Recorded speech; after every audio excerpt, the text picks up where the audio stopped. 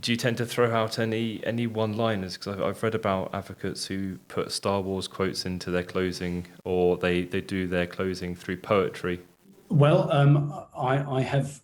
Well, you always try and look for something that is going to resonate with a jury.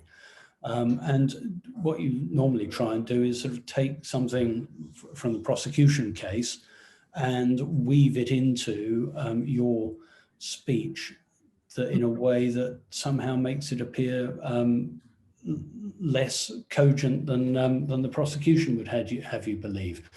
Or I don't know, I'm trying to think. I've quoted from the Smuggler's Poem by Rudyard Kipling in a smuggling case before. The last case I defended, I spent most of my speech referring to my client as a smurf.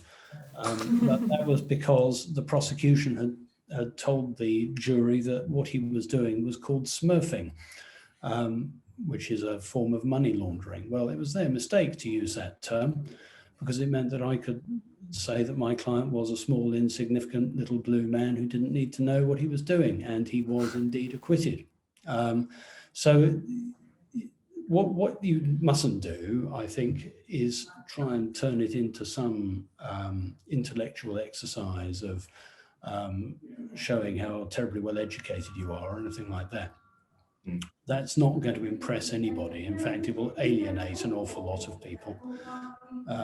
Far better to do it in an attractive way using cultural references that the jury will know.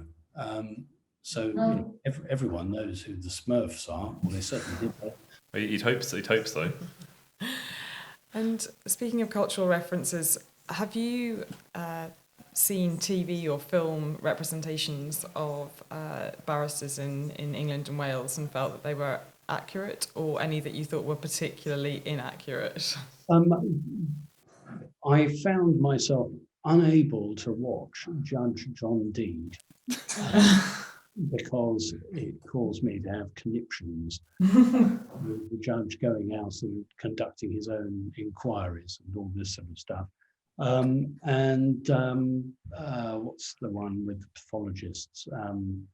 Silent witness. If you had pathologists doing that in most murders, there'd be abuse of process applications, stay the proceedings left, right, and centre. But there are others that are rather better. I particularly enjoyed Silk, although I would have to say that I'm not sure the representations of the clerks were very fair. I have to say that because otherwise my clerks will have my guts started. That was a good one. But no, I don't spend a lot of time watching televisual representations of what I do in my professional life. I've, generally speaking, had enough of courtroom drama by the time I get home in the evening. So is that the way that you try and have a work-life balance, just try and switch off after you leave the courtroom? Yes, no, it's increasingly important, I think, because of the stresses I mentioned earlier about the volume of work at the moment and the number of cases that are returned, given from one barrister to another at the last minute. It's a stressful job, and you need to be able to switch off from that. And I think it's something that everybody learnt during lockdown as well. Is there's more to life than work, and it's better to have time to prepare a case properly and to do it well and far less stressful than it is to be running around like a headless chicken, trying to do as much work as possible. So. Yes, no, I do like to be able to switch off. And in fact, that's something that I've found far easier to do at the bar than I was as a solicitor when, as you guys will know, you're very often on call 365 days of the year, 24/7. So, no, it's good to be able to have some downtime and do stuff that is not at all related to criminal trials. And in terms of chambers, I mean, from the outside, people know a barrister wears a wig and gown, and that you belong to a set of chambers. So what's the actual makeup inside? Do you have your own room? What's your relationship like with other barristers? Well, there are quite a few chambers across the country, but predominantly in London or other large cities is where you'll find them. And they are made up differently. My chambers deals with criminal defence and prosecution and extradition and family work, and also proceeds of crime and asset recovery. And there are some barristers who do all of those, some barristers who do only one or two areas.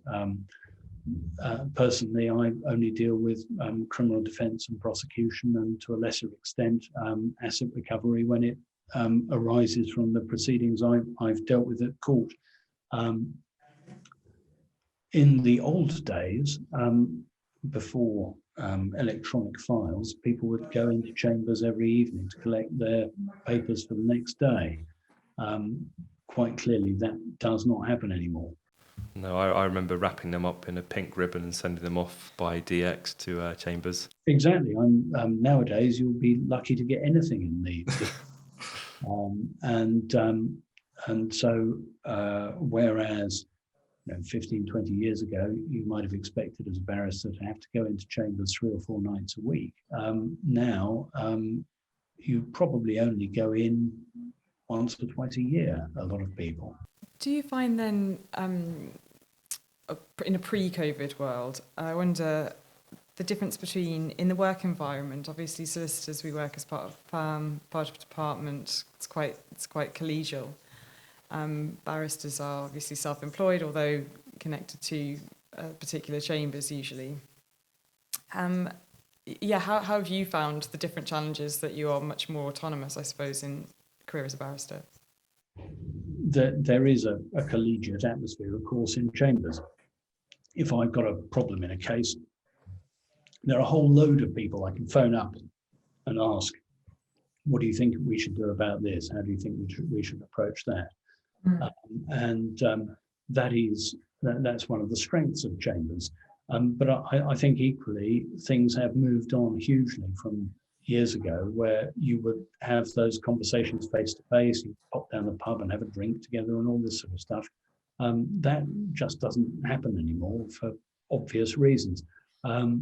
But we're all still in contact with each other, and we can still bounce ideas off each other. But I suppose in a sense it's more formalized, because you're not just bumping into somebody and saying, what do you think about this? You're actually able to make the effort to pick up the phone and give them a ring. No, we do all like to help each other, and there are chambers WhatsApp groups where you can sort of say, look, I've got this particular problem, anyone got any ideas? And then they'll go off and give you a call or whatever. Whereas when I was a solicitor, I was only a solicitor in sort of relatively small firms, so you wouldn't have that pool of people to speak to, but you would have barristers. So you would then you could give a barrister a ring and say, look, just informally, I've got X, Y, and Z problem. What do you think? Or we're in the middle of a police interview and things are going horribly wrong. What are your views about whether or not we should continue answering questions? Or I've got this trial tomorrow. How do you think I should approach this? We are a profession of communicators, and it's always good to talk to other people to see how they would approach things. And talking about cases going terribly wrong, what's the worst experience you've had in court? Oh, goodness. I'm trying to think. This wasn't a case that went terribly wrong, but it was something I don't wish on anyone else. During lockdown, I had a case in the Court of Appeal where we were appealing sentence, and the appeal related to the amount of credit that the defendant should have got for pleading guilty after he had absconded, and he was apprehended then after everybody else's trial.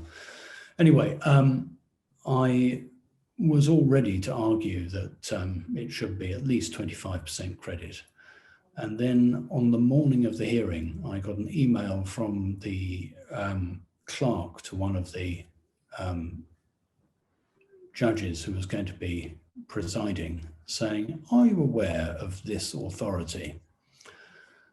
That authority was authority for the proposition that all of my arguments were rubbish.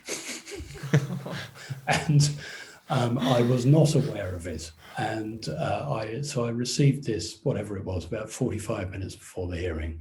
And it was not a happy experience. It's a daunting experience at the best of times at the Court of Appeal. So glad actually that I was appearing remotely, because if I had been there in the building, I would have felt absolutely awful. What can you do in that situation? Can you try and argue that the precedent doesn't apply? Well, I manfully tried to do that, but got nowhere. Well, you look at it and you say, is this the same? Isn't it the same? I was able to point out that the guidelines on credit for a guilty plea had changed since then and so on, but I'm afraid I was scaling a mountain that was far too high. My experience with the Court of Appeal was incredibly daunting. You're presenting and addressing 3 judges, and the way the courtroom's set up, when you stand up, you're at eye level with them. So they're looking at you the whole time, the 3 of them, firing questions at you. And you also know that they are all 3 of them very, very clever, and they've all read all of the papers, and they've all read all of the authorities. And you need to be on the top of your game. Every time I go to the Court of Appeal, and I don't go there very often, I like to think that's because things don't go wrong very often. But every time I do go there, I always go and treat myself to something afterwards, because it is such an experience. I don't blame you, and it almost feels as if they've made their decision up before you started speaking, because as soon as they walk out and come back in, they've got a couple of page decision to read. Yes, they do appear to have made their minds up before you address them, don't they? Yes, every time. And on the flip side, what's the funniest or best experience you've had in a courtroom? Gosh. Try and think. There is nothing beats an enjoyable cross-examination. And there is also nothing better than getting the right result. But my favourite question in cross-examination was of a man who accused my client of robbery. And after an application had been made to the judge, my first question in cross-examination was, "Mr. So-and-so, would it be fair to say that you are the sort of man who steals from his own grandmother?" To which the answer was, "What's that got to do with anything?" Fantastic. I was very pleased with that question. Of course, he did indeed have convictions for stealing from his own grandmother. Wow. Questions like that don't come along all the time, I have to say. Brilliant. What is satisfying about this job is when things go right and they go well and you get the right result for the client. There's really nothing better than that, and that's what it's about. What do you find the most rewarding aspect of your job, or how do you see it? It's trying to see your way through often an absolute forest of evidence and thinking to yourself, what is the way through this? How are we going to get to the other side and get the right result?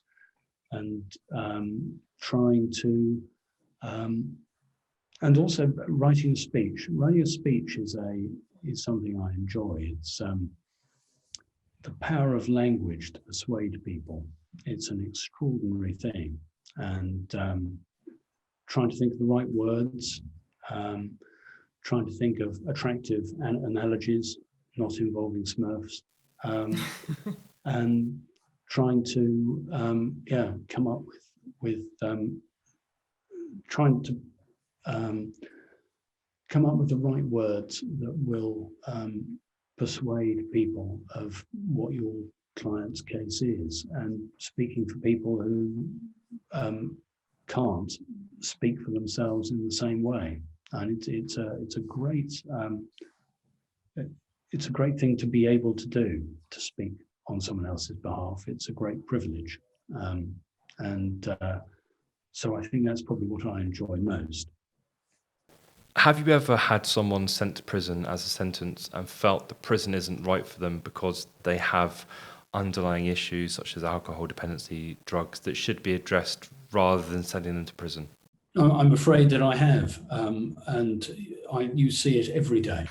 You see every day the consequences of drug abuse, alcohol abuse, mental health problems. The vast majority of people who appear in criminal courts have got drug, alcohol, or mental health problems, or all three.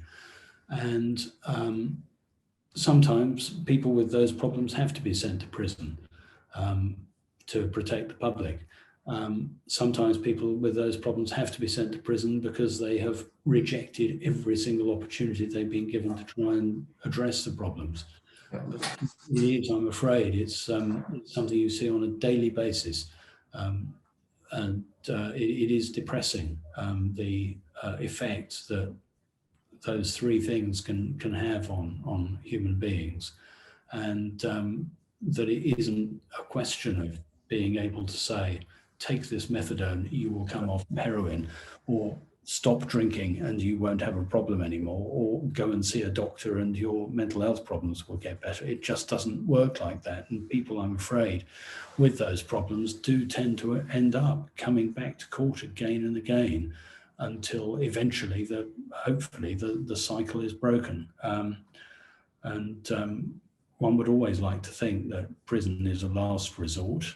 I'm not sure it always is, and it may frequently be used where there might be other better community alternatives, but there've got to be good community alternatives. If somebody has done something quite serious that otherwise would mean they should go to prison for a long time. It's just that it is a cycle. You do see the same people coming through the courts because their underlying issues aren't being dealt with. Yes, and that's one of the principal things that you deal with when you're looking at persuading a judge not to send somebody to prison. If they've got an underlying alcohol or drug issue, then please, judge, let's address that, which will reduce the future risk to this individual, but also to their future victims. And education is incredibly important when it comes to that as well. Educating people about the rights of others and how their actions impinge on them. Of course, some of that, it comes down to maturity as well. 18 and 17-year-olds don't have the same sense of responsibility as a lot of 40 to 50-year-olds. It's just part of growing up. So yes, I'm a big advocate of avoiding custody if at all possible. But equally, and one has to be realistic about this, there are other people for whom prison is the only answer. Oliver, thank you so much for your time explaining what you do as a barrister, and hopefully it will allow people that aren't familiar with the justice system an insight into your work and the daily routine, really. Well, thank you very much indeed for inviting me to come along, and I look forward to hearing the rest of the series. Thank you very much. Okay, thanks a lot. Thank you.